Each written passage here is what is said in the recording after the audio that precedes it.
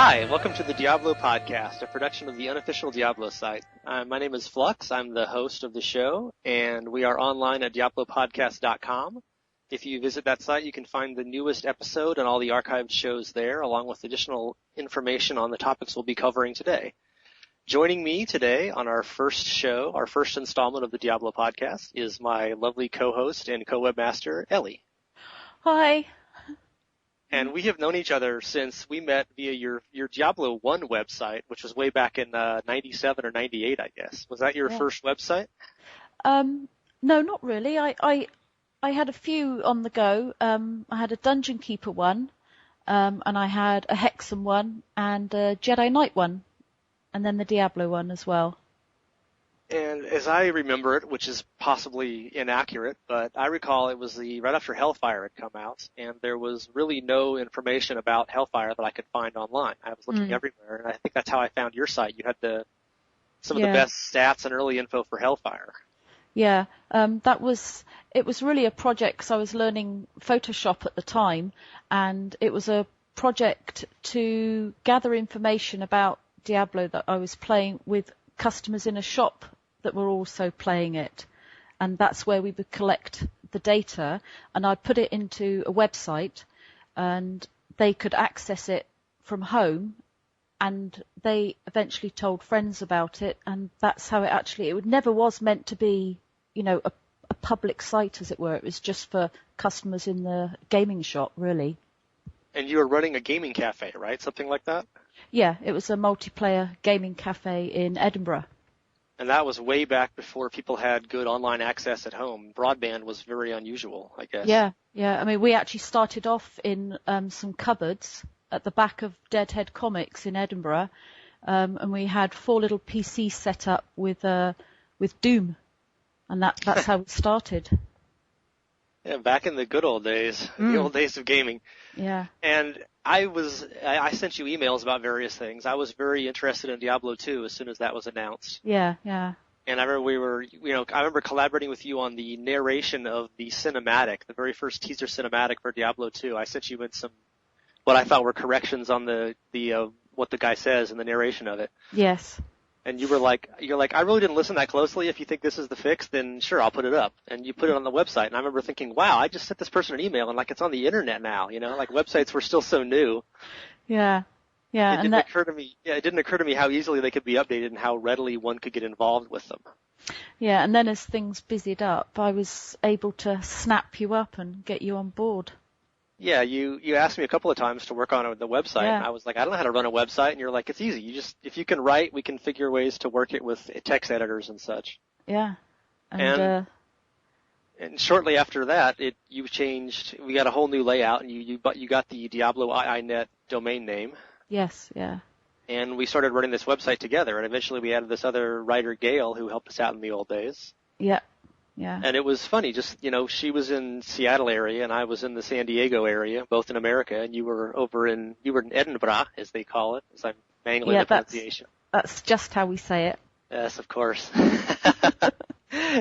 And somehow us just working on this website, it became this really popular destination, and we were in the top 10,000 busiest websites in the world at the time. Yes, yeah, we were. And still almost are, actually, and I'm sure we will be once the Diablo III beta is going. But yeah. It was very hectic. And somehow that became the leading Diablo fan site, and we came to the attention of all the developers, and the Blizzard North guys were very freewheeling. They liked to come and visit the websites, and they'd come to our chat room and forums. And eventually they invited us to come up and play Diablo II in, I believe was it December of 99 or it was early 2000, I forget, but it was right before the beta. Yeah, we went there for about 3 days, did we not? Yeah, we got to spend a weekend and got pretty much full access and played all day, and they wanted our feedback and, met all the guys on the team. And, it's funny. They're just such real people. You've met them. I think I'd met a few of them before at E3 at that year. But they're just so friendly and happy to talk to you. We kind of envisioned them on the internet, as these godlike figures. Yeah. And then you get there and they're like all the guys from your computer science class in high school, but now they're making a really cool game. And I was struck as well because we were put in quite a square room, the three of us, weren't we? It was a darkened room, and just throughout the time there was just various codies would just pop in and just stand behind the chairs as we were playing and sort of ask questions and feedback. Everyone was really eager. And I think that's why we were possibly invited there, was because the developers who could make that decision to invite us could see that we were really passionate about the game, and we had its best interests at heart, and they wanted to have our opinions. But when we got there, it turned out all the codies who were there were sort of interested to hear, right, what do fans have to say about it now? Yeah, we were looking at they were all coming in and asking us questions, and it was just, they were really playing. I think they were almost, it was very close to the beta, so they were pretty much done with a lot of the main work. Mm. But I recall they were just really getting into hardcore at that point. Like, it was a new feature in the game, and guys kept running into the room shouting, oh my God, John just lost his level 20, and everyone would start laughing and applauding. You'd hear this clapping. Yeah. We could hear these voices shouting from the different, they didn't really have cubicles, they had different rooms, but they were so excited if someone lost a hardcore character. They were just getting started with that. And it was just fun to see, to see inside the developers and to see how it's run, really get an inside view of those things. Yeah, it was my first look into an actual development house at that point, way back then. Yeah, not quite the same with Blizzard Irvine these days, and not quite the level of access to outsiders, but that's a topic for another day, perhaps. It's a different market now, isn't it?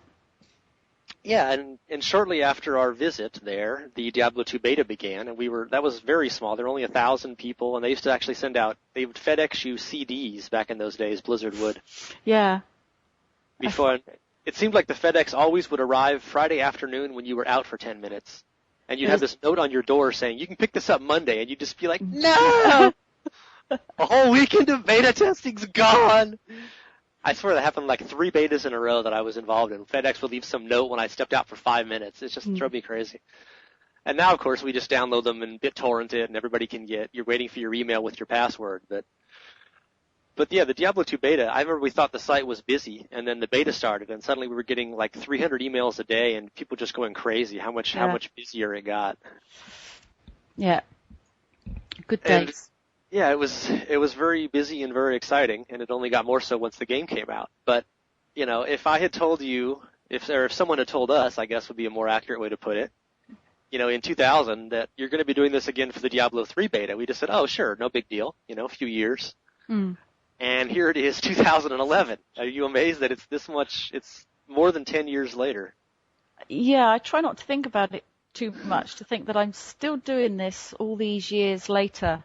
I have to look at it as a hobby. It's perfectly acceptable to be doing something that long if it's a hobby. Well, you can do it from your home in your pajamas while drinking your Tetley, so it's not that bad. Yes, no comment. This is why this is a podcast, not a webcast. Yeah, that's exactly why I didn't put a blooming camera in. We have to take our pajamas off to do it. So, as it turns out, as we just discovered quite recently and I should have mentioned earlier, the bulk of this podcast is going to be an interview I recorded with Max Schaefer, one of the creators of Blizzard North and the founders of the Diablo games. I did that with him last week, and we talked a great deal about Diablo and Diablo II and the initial creation of the company. And Max was willing to divulge some never-before-known information that the first version of Diablo II was actually going to be an MMO. Yeah. And they were working on that back in 2003 when Max left the company, Max and a lot of other guys. And obviously World of Warcraft was under development since 1998. It was finally released in late 2004. So it's just interesting to think that there might have been, if all these guys hadn't left the company, hadn't left Blizzard North, there would have been a Diablo III MMO and a World of Warcraft MMO, both on the market in 06 or 07 probably. Perhaps that's why Blizzard North aren't there anymore, because Blizzard maybe didn't think that they could support 2 MMOs. There's a huge commitment, isn't there? You'd think, but that wasn't what Max, I didn't really ask him that question in the interview, but he didn't say that there was any reason they closed it because of WoW. They just, they'd both been under development for years by the time he left the company in 03. Mm. And one of the things, just today, there's been news from Dave Brevik's speech at the Penny Arcade Expo.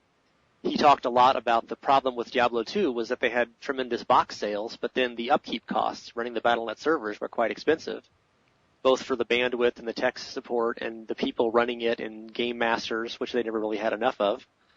And obviously that was something that factored into their thinking on their first version of Diablo III. And they were working on World of Warcraft at the time, and thinking this would be a lot more fun if these people were giving us $10 a month and we could keep developing content instead of feeling like we're losing money running these servers. Yeah, I'm just surprised they managed to keep this Diablo III MMO piece of information secret for this long. Yeah, I was wondering. I didn't get a chance to ask Max why he told me that. I mean, I just sort of asked him, and you guys will hear it in 20 minutes listening to the tape. It's toward the middle of the half-hour segment in this podcast. But maybe no one's ever asked him before. I mean, I have heard them, the other guys, Bill Roper and Dave Brevik and others have been asked, and they've usually sort of not answered the questions about what was going on in the early days. Yeah. So maybe Max was just in a good mood, or no one had ever asked Max himself, or, I mean, he knew it was being recorded for a podcast. It's not like I stole the information from his brain or something. But, as we just discussed, we were at Blizzard North in '99, and I ran our Hellgate site for some time in like 05, 06, 07. And I was at Flagship Studios a number of times for that, and I saw Max repeatedly. So maybe he feels like he knows us. He's known our website for, more than a decade, and he's talked to me quite a few times. And maybe he was just like, well, if I'm going to tell somebody, it might as well be Flux and, Diablo, the unofficial site. Maybe he didn't think, maybe nobody thought it was that newsworthy, really. So what? So it's going to be an MMO? Maybe they just didn't think people would be that interested to hear it.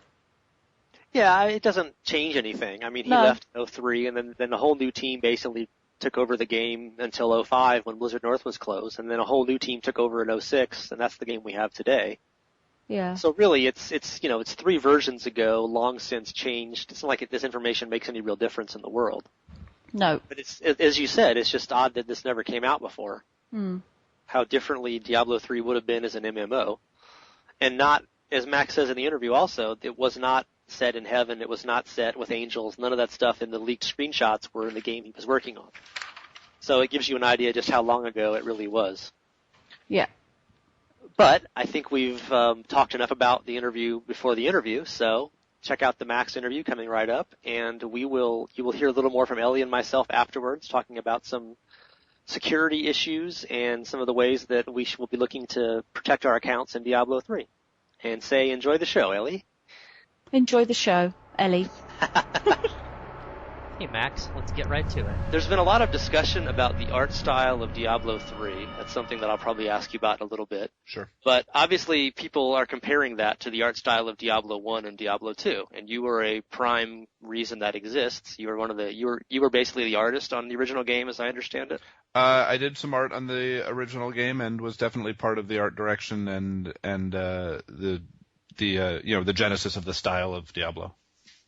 How did that style come about? It's sort of people struggle to find words for, we say gothic or, it's kind of realistic, but it's obviously there's magic and demons and stuff. Right. I think our idea was, to make a gothic and sort of grim world. We definitely didn't want to go cute and we didn't want to go rainbow colorful. The idea was to make a gritty kind of, muted, world and background, that would have the sort of foreboding feeling that we wanted for the whole world, but also set off the magic and the explosions and the items and the characters a little, real well. So, it was something that we just experimented with a little bit and kind of came out with a palette that we liked and a general look that we liked and just sort of built on it from there.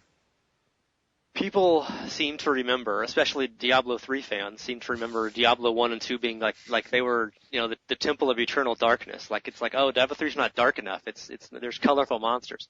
But obviously you put, things had to be visible. You put a lot of, if you actually go back and play Diablo 1 or Diablo 2 or look at screenshots, the monsters are orange and yellow and green quite often and they pop out of the background and the lava flows are very bright. Obviously, you guys were looking for a variety of palettes. You weren't trying to make, grim world of dark gray shades of nothing. Right. Yeah, I mean, the idea was that we wanted. I think that's a mod, by the way. But right, go ahead. Right. Very popular. No, the idea was to make something that imparted a sort of an emotion and a feeling, but also let you focus on the important things, like, you know, when a ring dropped or something like that. You know, ding. Yeah, yeah. I mean, we had the sound, certainly, but you also wanted to be able to concentrate on the action and the characters and the new loot that you got, and those are the things that we wanted to really pop, and just have the background be a background. But yeah, obviously there's a lot of stage decoration, so to speak. You know, mostly involving naked bodies on spikes. Yes. That was important for the ambiance, obviously. Absolutely. You know, I mean, it's not to say that we didn't want you to look at the background or for the environments to be an afterthought at all. It was just, you know, we want you to be affected by it. That's why we had the bodies on stakes and all that, to just emphasize that this is, you know, it was no joke in this world. This is not a fuzzy, gauzy look back at kind of like it was in the world of Diablo. You know, it was supposed to be just, you know, as emotionally intense as possible. And people obviously have a lot of fond memories of Diablo I, especially, you know, the butcher and the scariness of it. Yeah. It's very hard to get that in an RPG. It's not like it's a Doom kind of game where you can have some monster jump out and fill the entire screen. Right, and it's how do you make something scary when it's 10 by 5 pixels? Right.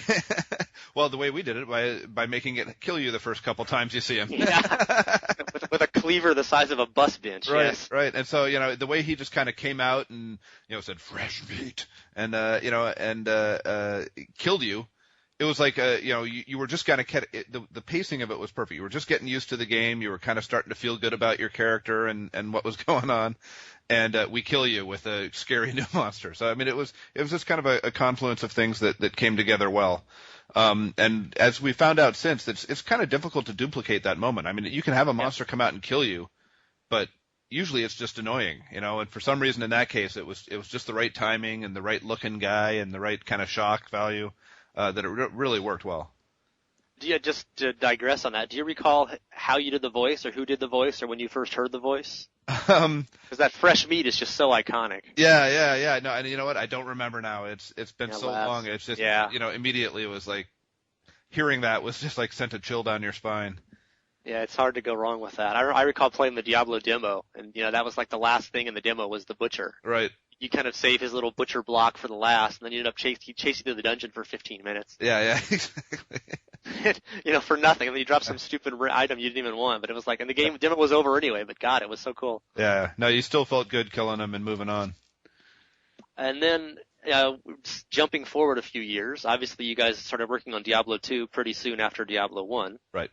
And you had a much bigger world, all new characters, all new levels. It was a kind of everything you'd wanted to put in Diablo, but didn't have the time or the budget or the resources. Well, sure. It was, how would we do this again? And now, you know, knowing what we know now. And a big part of it was to remake the game as a client server game, because Diablo 1 was a peer-to-peer game, and as such it was very cheatable. And, when we were making it, we were kind of naive about, what was going to happen. So we didn't even know that it would be a big enough game that people would bother cheating. And boy, did they. And unfortunately, we never really created the expectation that this is a peer-to-peer and therefore cheatable game. So people kind of went into it with the expectation that you're going to have a good time playing with other players online, and they'd go onto Battle.net and, someone would, they'd join a game and die in town mysteriously, and someone would take all their stuff. So I mean, it was something that we had to address. It's like, hey, we have to realize that this is a popular franchise and that there are people out there that are, it's worthwhile for them to be griefers and see how, see what they can do. So, part of the big change in Diablo 1 to Diablo 2 was going to a client server model. But since that was going to take a lot of time and be a big complicated thing, we, made a much bigger game as well. Yeah. And luckily all of your changes made Diablo 2 entirely cheat and hack proof. Yeah.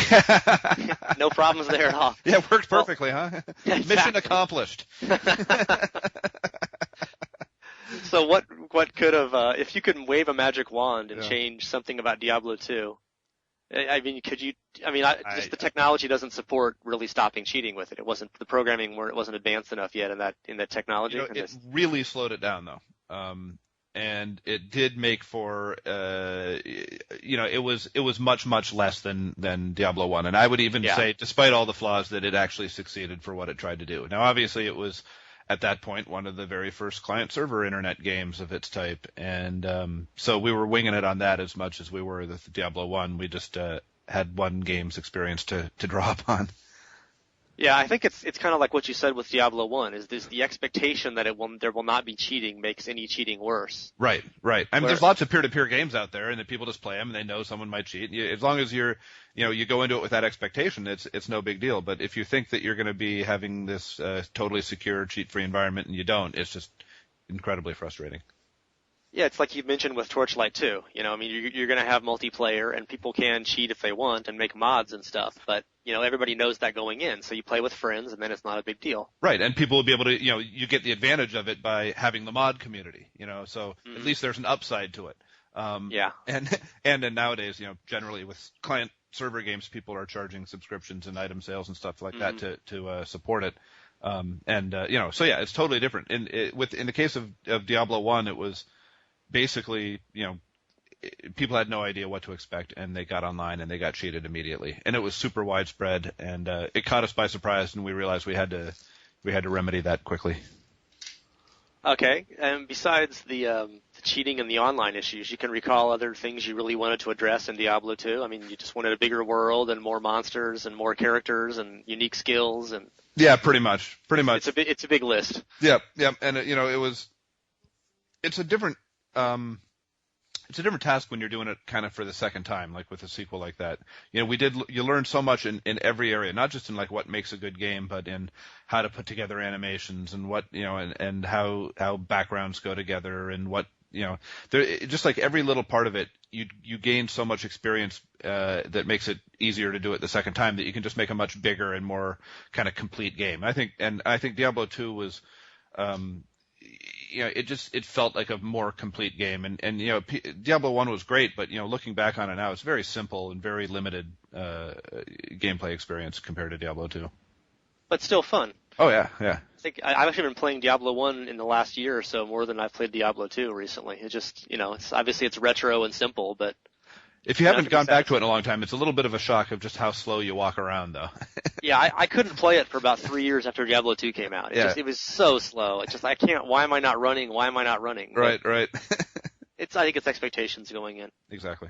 And that actually had some good effects on the way you fight some monsters. I mean, when you run around as fast as you do in Diablo 2 and even in Torchlight now, it is difficult to make monsters challenging without being frustrating, and it's a function of the speed of your character.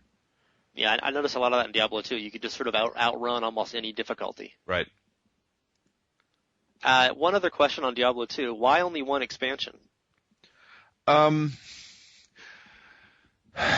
think that's a tough question. First of all, we didn't want to farm out expansion work, so we had to do it ourselves, right? Mm-hmm. And you weren't happy with Hellfire, I guess, or not especially happy. Yeah, no, not at all. And that was a very bad experience. So we wanted to do it all ourselves.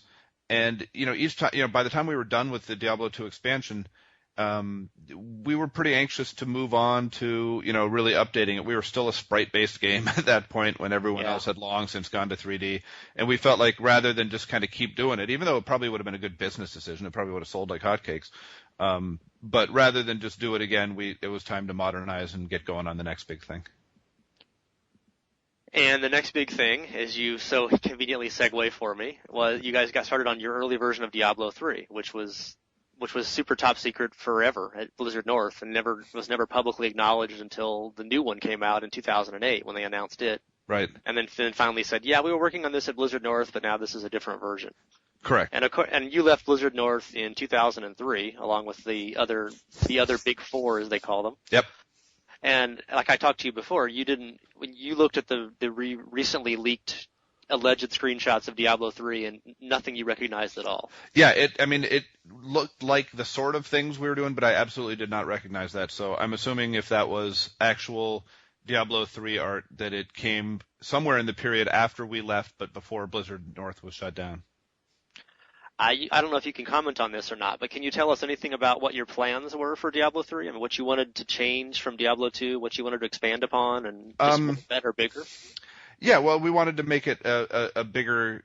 We actually were going a more MMO route with it, so that it had more players in the game. But we were very early in it, and it's the point in a project where you don't talk to the public about it because so much can change and so much can go on. There's lots and lots of things that go on at game companies that never hit the light of day because it's just too early to release it, and things are subject to change all the time. So we may have changed our own path radically had we kept going with it. But at the time, our thinking was to go more MMO style with it, with big communities in game, not just like a session-based, 4-person or 8-person or anything like that, but to really make a big overworld and a giant shared community. Huh. So that would have been many people in the same sort of instance, or were you looking at a perpetual world kind of thing? Like a really big instance, so basically a perpetual world sort of arrangement. Oh, interesting. Well, there were lots of rumors flying around the time you guys left that you had wanted more of an MMO kind of thing with Diablo III, but because World of Warcraft was under production, that was kind of Blizzard's MMO, and you guys were unhappy that you couldn't make that. No, not at all. It was just a desire. We really didn't think that World of Warcraft was, that didn't drive our decision at all. What the guys at Down South were doing, we felt was different enough from what we were doing, and it really didn't dawn on us that having 2 subscription games would be cannibalize each other at all, because they were historically different communities, the Warcraft communities and the Diablo communities. So no, that didn't drive it at all. It was just a desire to make something cool in the Diablo world using kind of some of the newly emerging MMO mechanics, and having the cool interaction, chaotic interaction of lots of random people in a world. We just wanted to experiment with seeing how that works with our camera style and our control scheme and the action RPG genre. And you liked how it was going? It's just so early at the time you left, you really can't even say. Yeah, I mean, it was, there was a couple fits and starts with, as we experimented with stuff. And yeah, it was going okay. It was going fine. We were working on 2 projects at the studio at that point, so that we were kind of split down the middle as to who was working on what. So I think that we kind of slowed down a little because all of a sudden we had to have 2 concurrent teams going on, and we didn't necessarily have the full expertise and staff and leadership across both projects like we did previously when everyone was on one thing.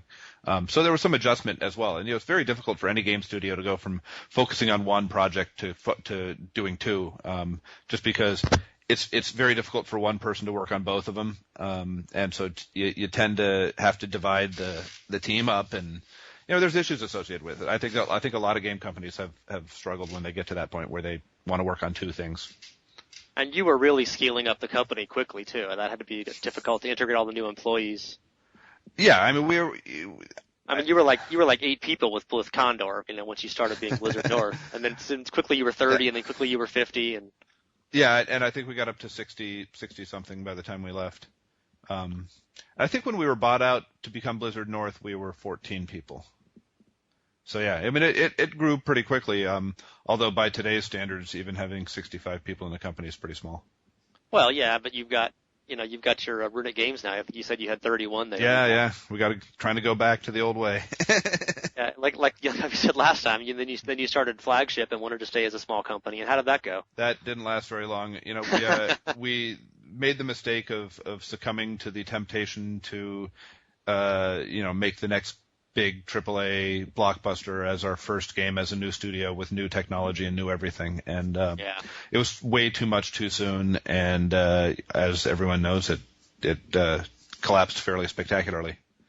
Yeah, I don't want to digress into that too much. You talked about that in interviews in the past. One other question about your early version of Diablo III. Sure. We've seen, the rumors were that it was set largely in heaven, and that that was what we saw in the leaked screenshots.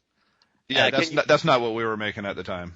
No, that was my question. I was wondering if players were invading heaven or defending heaven, or was there ever going to be a chance to kick Tyrael's ass? We were in the Irish countryside hitting wolves and regular demons at the time I was there. Okay, well, that's certainly, no wonder you recognize nothing of what they released. So they got obviously a lot of changes over the next 2 years. Sure. I mean, after we all left, you had to have new creative people in charge, and they are well served by pursuing their vision and not trying to just duplicate what we were doing. I think that's true for the Diablo III team today. Is they're doing their own vision of the game and pursuing their own sense of what it should be like, and that's how they should be doing it. Yeah, definitely. So one of the things we talked about last time a little bit, and I just sent you a link about it, is you had a lot of Christian references, a lot of crosses and pentagrams and sort of parallels to Christian religion and human, real existing faiths in your mythology of your Diablo games. Yes. And you guys planned that. It wasn't just like, we can't think of something better or something different, so we're just going to slap in some crosses. No, and it wasn't necessarily because it's Christianity as such. It's just that it evokes images and ideas that people are familiar with. I mean, it's not just a cross. It was a cathedral, and it wasn't just it was a town that had the architecture style of what you would find in medieval Europe. There was lots of things beyond that imagery that was drawing upon real world parallels. So yeah, I mean, it was just because that's what evoked the ideas that we wanted to evoke. Yeah, and as we've seen recently, as I sent you the link supporting it, where Blizzard has sort of removed all of the crosses and pentagrams from Diablo and also from World of Warcraft, apparently. Some of the stuff upon release has since been sort of, I don't know if, I mean, their explanation, I would say sanitized, but I mean, their explanation is that they're creating their own individual world and their own mythology.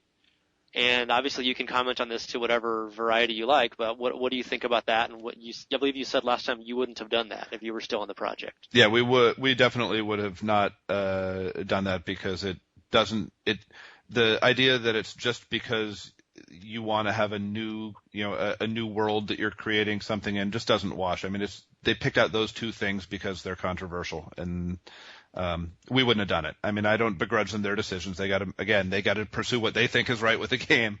But we would not have done that. Okay. And as I mentioned to you previously, as I keep saying and probably should stop saying, you enjoyed arguments in the old days. You enjoyed getting into it and mixing it up with people. I recall you doing some real debates about PK switch and other game issues. You used to come in our old IRC channel and just argue with pretty much any belligerent fan who wanted to step up to the plate. It was a weakness of mine. Yeah, I definitely like to debate those things. Yeah, and you never got any boycotts though. You never got any major. You guys had all these Christian symbols, and the game's called Diablo. It's devils and monsters. But you never got Jerry Falwell leading a crusade against your evil youth-destroying game. No. I think that we were always a little bit less gruesome, a little bit less exploitative, and a little less shocking than people who are out deliberately trying to create that kind of controversy. I mean, we were trying to make a game that was really pure in what it was trying to do. There was nothing that was thrown in there to shock or anything. It was a fairly uncompromising take on the medieval dungeon crawling fantasy, though. I mean, we made it a gritty, grim world because that's what we wanted to play a game in, and that's how we wanted it to come together, not because we wanted to shock anybody. Having said that, we always kind of jokingly hoped that we'd be mentioned in some sort of Senate hearing or something, because you get all kinds of free publicity when that happens. Yeah. But no one ever complained really about anything in those games. It seemed like you kind of slipped. I mean, you were obviously it was a famous game. It had a cultural awareness, but it was still a computer game. And I mean, there was Dungeons and Dragons used to get protested all the time. And then more recently, things like Harry Potter have gotten lots of protests because it's teaching sorcery and they're banning it from schools. Right. But I guess maybe because your game was fantastic enough, it wasn't real life. Right. And it was obviously adult rated as well. It wasn't written for children. Right. And I think the rating was, set the expectations appropriately. And the size of the violence and gore on screen was really small compared to, it was kind of an era where the first person shooters were coming into becoming more graphic and crazy. And for some reason we just slipped by all of that. Alas. Yep. It's actually, no, it's still joking. I'm glad that it didn't provoke a whole lot of controversy, because, that's all we would have talked about then. And it's more fun to talk about the game. Yeah. A couple of other questions on a current Blizzard issue. I don't know if you've been noticing, they have this 20th anniversary thing they're doing this year. Mm-hmm. And they've been putting up, they have a speech from the two founders who are still there. Right. And they mentioned they had a 45-minute movie covering sort of all their game development and creation. Mm-hmm. And there was like 9 seconds about Diablo or Blizzard North. It was all Warcraft and StarCraft and World of Warcraft. Mm-hmm. And pretty much the only thing they mentioned about Diablo or Blizzard at all was you guys had this early system in Diablo II. It was kind of a crazy claymation-looking thing. Yeah, that's... And Bill Roper, other people have mentioned that a few times. That wasn't new, that. But yeah. It seemed like that's like all they mentioned on this movie. It's a weird, bizarre, tiny, insignificant bit of trivia that occupied a very tiny part of what Blizzard North was. So it's a curious thing to point out. Yeah, it seemed a little like, I guess in one way you could say that was something that the people who are still at Blizzard Irvine had some direct input into, and apparently in them saying, no, this is terrible. It's how they portrayed it anyway. Which is bullshit. It had nothing to do with it at all. Okay. Yeah. But, so how do you, not to stir up too much trouble here, you can obviously pass on the question, but I mean, obviously you guys were a big part of where Blizzard came from and their success as a company. And to have virtually no mention of Blizzard North or Diablo in this whole company 20th anniversary profile thing. Yeah, I don't know what to say about it. Did anyone contact you from Blizzard or ask you about this? Not at all. No. Not at all.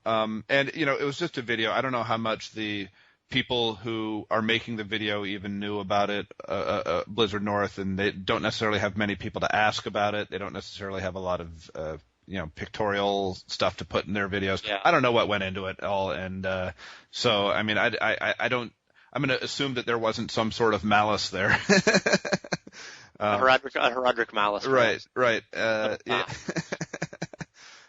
So yeah, I mean, I don't want to start a controversy. Yeah. I don't feel like, oddly enough, I do want to start a controversy. Sorry. Go ahead. You do. Okay. Sorry. But I don't feel insulted. I don't really care what their 20th anniversary video has in it. Yeah. If they had asked you, or you and Eric and, Dave and Bill Roper and other people, obviously you're not all the same person, but right. I mean, would you have been interested in participating or? Sure. Absolutely.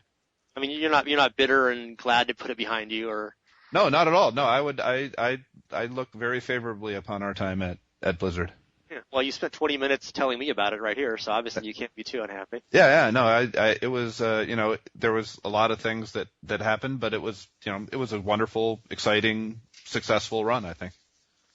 Yeah, and one other sort of segueing from your Diablo, the look and the feel and the mood and the theme to Torchlight. Yes. Which it was pretty well received. Obviously, it was a very quickly produced project with a small team. You had limited goals of making it a single-player game. And you went with a lighter, less gothic, less gory style, etc. Right. And that was just you just wanted a new art direction? I mean, you weren't actually drawing the images yourself, I don't guess. But yeah, I did zero art on Torchlight, I'm proud to say. And we got a new art director and new technical requirements, new goals. We also didn't want to just make Diablo again. We wanted to make something that we could do some, maybe crazier backgrounds and more exaggerated, things that happen on screen than when you're doing a more realistic look. And so it's just kind of a fun, different approach to it. I don't think that, I don't think one style is right and good and others are bad. I don't think colorful is bad and grim is good. It depends on the game you're making and what you're trying to do with it. And I think that the art style that we have now really fits what we're trying to do, which is produce stuff faster, have it run on anybody's machine, and spend more time making game than worrying about, graphics, bells and whistles. Yeah, you may have lost about half the old Diablo fans there by saying you don't think it needs to be graphic and gory and gruesome or something. Oh, I think Diablo does. Yeah, Diablo does. And if you're making a game like that, it has to be that way, but not all games have to be that way is what I'm saying. Yeah, and we talked about this previously, but nothing from the art controversy or Diablo III's debut really influenced the look or style of Torchlight at all. Not at all. I mean, you had your own thing, and I mean, you saw it and were kind of curious about Diablo III, obviously, but absolutely, it had nothing to do with what you're working on today. No, I mean, not except maybe to the extent that subconsciously we wanted to be different. But I think that if you look at Torchlight, it's more along the lines aesthetically and with some of the sensibilities of Travis Baldry's previous game Fate, So it wasn't a complete depart. It's not like we did a 180 turn and went completely different direction because of Diablo III. It was kind of the art style that the people who were the art director and the lead programmer and stuff like that for Torchlight were comfortable with also. So, and it's different. We made something that was specifically made to look good in sort of low poly, low tech environments. It's just a different project. I mean, there's a lot that's similar between Torchlight and the Diablos. But as far as gameplay mechanics go, and just the kind of look and feel, but we did want to have a really different, it's a different spec. We're going for a different sort of audience, different price point, different project scope, different team size. There's a lot that's different there. Everything was different, except for the fun, of course. Yep. There was one other comment when Diablo III first debuted, the new version. Bill Roper said something to the effect of there was sort of a Blizz North and a Blizz Irvine style of art. Like the Warcraft style was more cartoonish, and I don't know how cartoonish has become kind of an ugly word in this instance. But, yeah. but it's like gothic for Diablo II. You can't really think of any other adjectives that are especially appropriate. That's what we would always call it, as sort of a gothic look, which doesn't necessarily imply realistic and gritty like that, but that's kind of what it's come to mean in this context. Yeah. And the guys down south definitely had more, kind of established their style with the World of War, with Warcraft 1 and Warcraft 2, and then into World of Warcraft, as being a little more cartoony, and obviously that's worked out pretty good for them. Yeah, and you haven't seen every piece of art from the game, but where would you put the new version of Diablo 3? Sort of in between the gothic and the cartoony? No, I think it's still pretty gothic. It's a little bit more colorful than probably we would have done, but I think it looks awesome. Have you actually seen it? You see it at PAX or something? I've seen it at the shows and just where they've kind of publicly displayed it. And I think it looks really cool. And you guys just heard part 1 of the interview with Max Schaefer. In that one, we talked a lot about some interesting Diablo stuff from the early days and got some new information about their first version of Diablo III. Part 2 of this interview will be broadcast in our second podcast coming up 1 week from today, possibly 1 week from yesterday, depending on when you listen to this. And that covers about another half hour, and that's me and Max talking about his work on Torchlight 1 and what they're changing and improving for Torchlight 2, and a fair amount about general game development, why games take so long, why they can be made more quickly with any luck. And I think it's a good listen, and not just if you're a Torchlight fan. So come back in a week and you can hear that then. And you just listened to the Max interview, Ellie. You weren't able to take part in it, unfortunately, but you did hear what he and I had to say. And what did you think? I thought it's a good interview. But I thought it was interesting that he said about Diablo 1 being peer-to-peer and how that opened it up to be a free-for-all as far as hacking was concerned, and that they decided to take Torchlight 2 down that route as well, rather than client to server, which would give them a little bit more control over that aspect. And I wondered why that was. Well, I think there's 2 reasons. One of them is what Max said in the interview, that they think it'll be better if it's people sort of know that's what they're getting into, and it's more of a community thing. People are expecting it to be potentially cheated, so they'll play with friends who they know won't cheat them. And if they do play with other people, maybe they'll have some sort of thing where you can back up your characters or your account before you start playing, just in case something bad happens. I mean, that was possible in Diablo 1, but you had to know what you were doing and go into your Windows Explorer and back up it up manually. And the other reason I think you might be a little cynical about is it costs a lot of money to run a client-server system. Well, I accept that reason.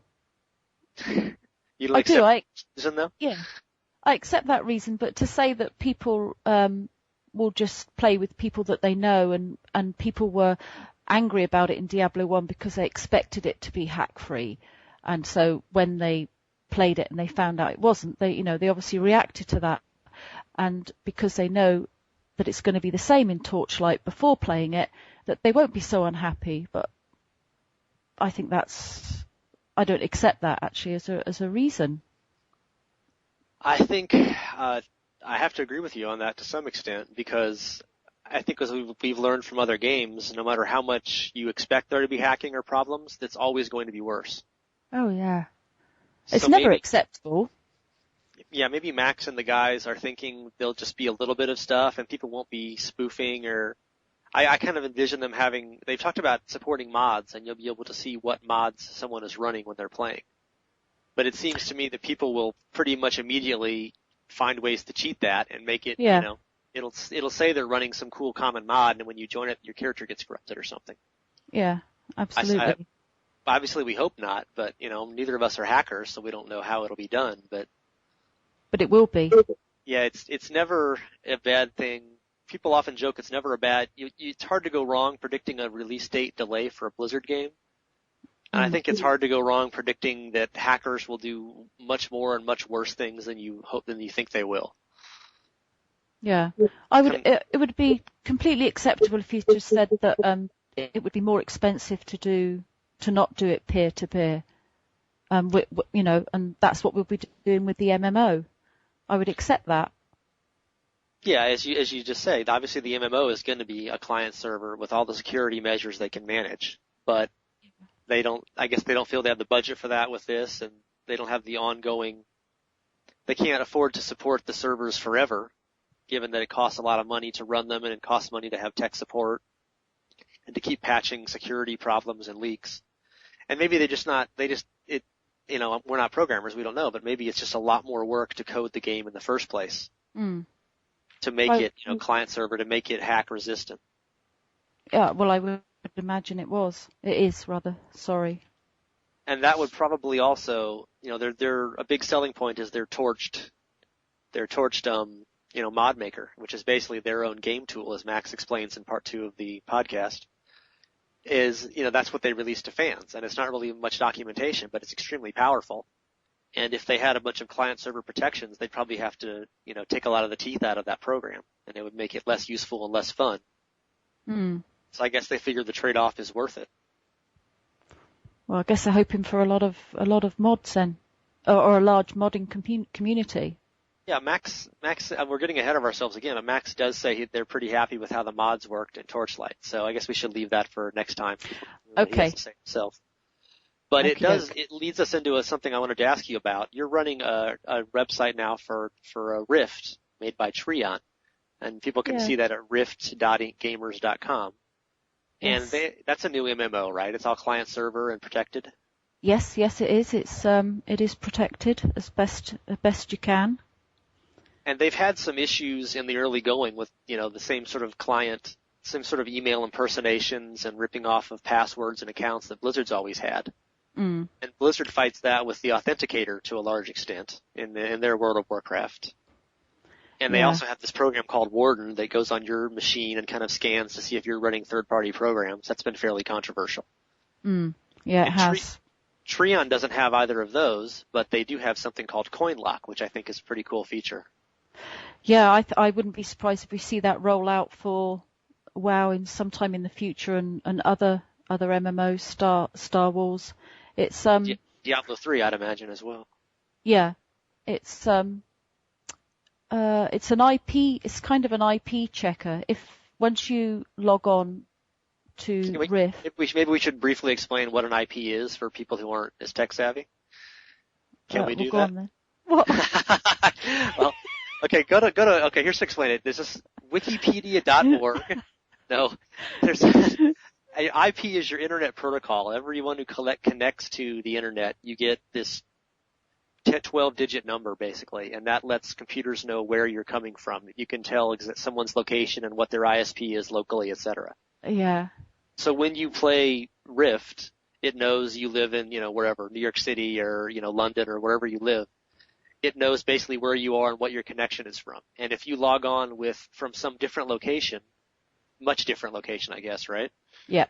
Then this CoinLock thing doesn't allow you to access most of your character functions until you authenticate it. Correct.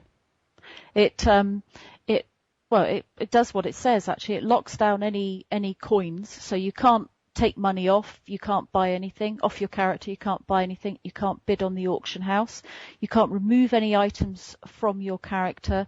You can play and you can collect items, but you can't actually take anything off of your character.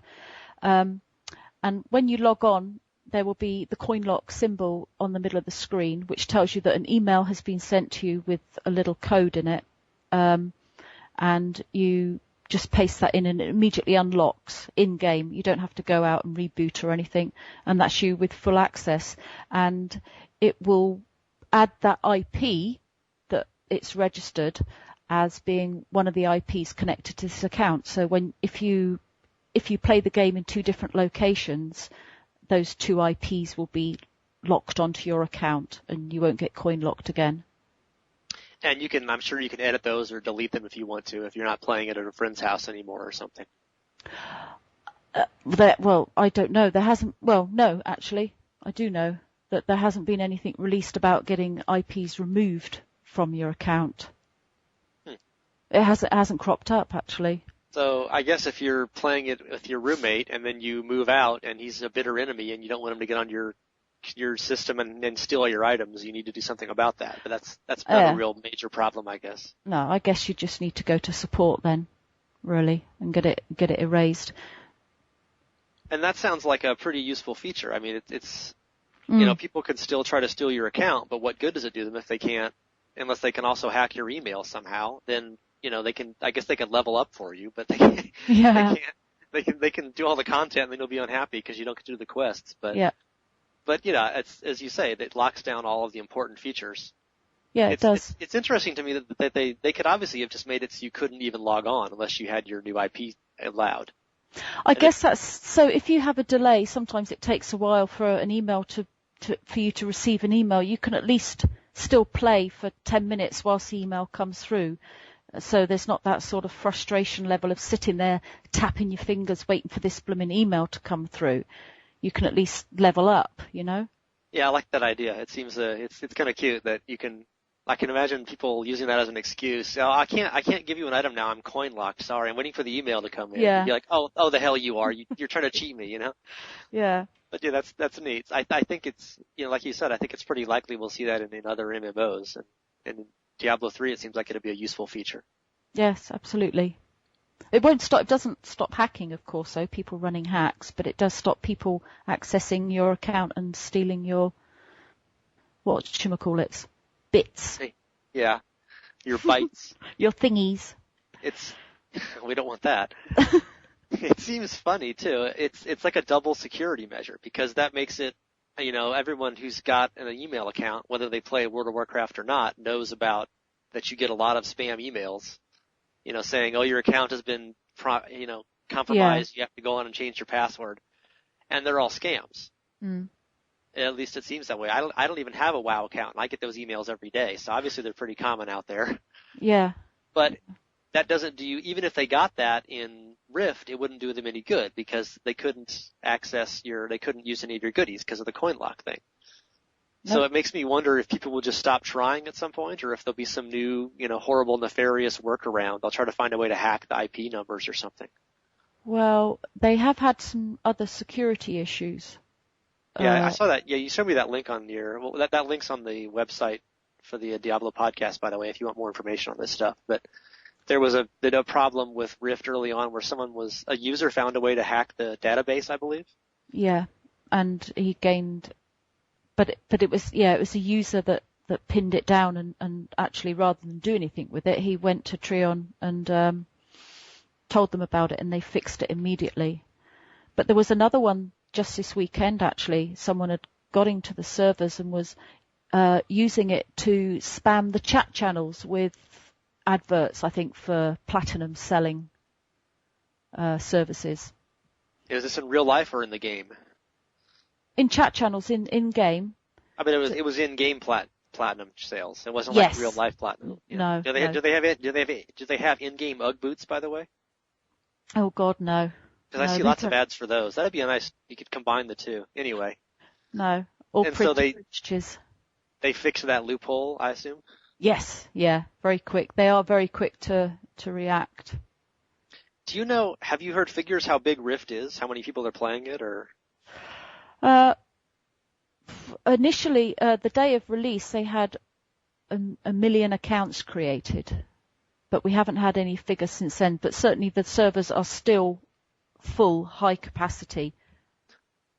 I saw some news on the general MMO sites about a lot of the WoW sites people were really unhappy about, because this is like the first MMO that's actually getting some traction, it seems like. We've had all these big rollouts, the Conan game and the Warhammer and other ones, and people were afraid these were going to be the ones that would be the WoW killers. That was what they were aiming for anyway. And they all pretty much seem to have fizzled. Well, and I've seen people have complaints about, well, I mean, they're not out of business, but they're not having, no one's making any progress towards denuding the ranks of the WoW realms and raids and guilds. No, there was a lot of interest from the WoW community. I think our WoW site gave away, I think, about 35 or 40,000 beta keys through the WoW site alone.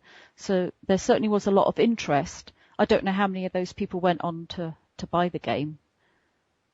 But yeah, so it's definitely getting some traction. It seems like it might be a successful, although it's early. It's hard to say if games can retain their initial surge of users is the real key. Yeah, as a user, all that I can see is how busy the servers are, and they're still, as I say, full. And I do keep an eye on the whole server list to see, certain times of night if they're less busy than they were, say, a month ago, and they don't seem to be. Well, maybe there's another multiplayer World of Warcraft-esque option out there for fans. Not that we're plugging Rift too relentlessly on our Diablo podcast here. No, I don't think WoW's got anything to worry about. Yeah, well, it's interesting, not to totally digress into the Diablo III, but, they've often said we don't think that D3 will cannibalize our user base. Mm. But since the Max Schaefer news about the Diablo III MMO, I've asked a number of people, including you, Elly, if a D3 MMO had come out, in 06 or 07 and you were playing WoW, what would have happened? And like you said, pretty much everybody said what? I would move straight to Diablo.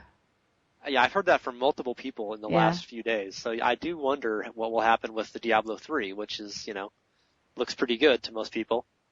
Well, if it was Diablo and WoW, I would have gone to Diablo because it was more dark, it was sinister.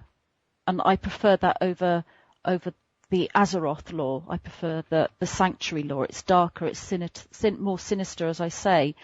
But we'll have to wait to see if Diablo 3's like that. Yeah, and it may be different because it's not an MMO this time. So there's no monthly payments, at least not in the US and Europe, to keep playing Diablo. No. I think Blizzard's hope is that lots of WoW fans will try out D3 and then they'll just keep playing WoW, keep paying WoW at least, if not playing. Yeah. And then people will do both and maybe go back and forth. If there's an expansion every 18 months in one game or the other, every 9 months there'll be an expansion in one or the other, basically. So people will just play whichever one is more recently expanded and new stuff. That's probably their hope anyway. I guess we'll find out how it goes. Well, we'll do a vote on the site after Diablo 3's out. See how many WoW players have come over. Yeah, that'll be interesting. But obviously we have a lot of readers now who tend to hate on WoW and hate on the whole concept of cartoony, bright colors, etc. So who knows how representative our sample would be. Be interesting to see what a WoW site would vote. How many of you are now playing Diablo 3 or how many of you are looking forward to Diablo 3. So I guess that's good enough for today. And thanks, you guys, for listening to the first installment of our podcast. We'll be back next week and every week after, and we may actually do more often than once a week. We have a lot of volunteers who are interested in chatting and talking. And it'll usually be me, and it'll sometimes be Elly and lots of other people from the community.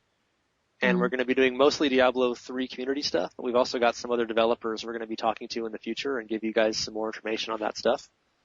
And check out the site. It's diablopodcast.com, and you can make comments there, or you can contact us directly at feedback@diablopodcast.com. And thanks for listening. Bye.